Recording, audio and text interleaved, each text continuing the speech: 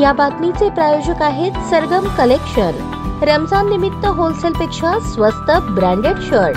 आमचा पत्ता जगदंबा चौक, सोलापूर।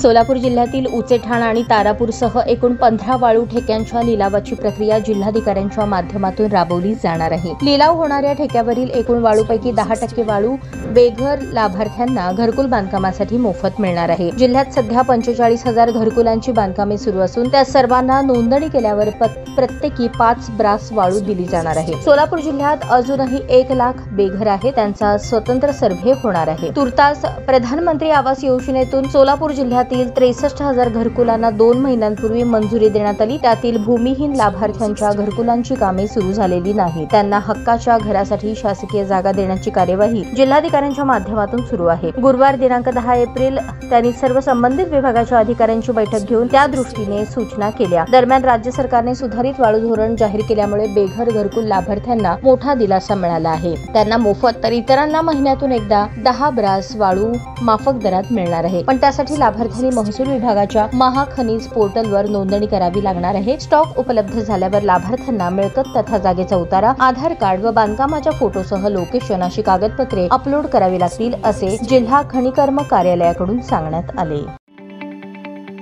ताज्या बातम्या पाहण्यासाठी प्राईम महाराष्ट्र न्यूज चॅनलला सबस्क्राईब करा।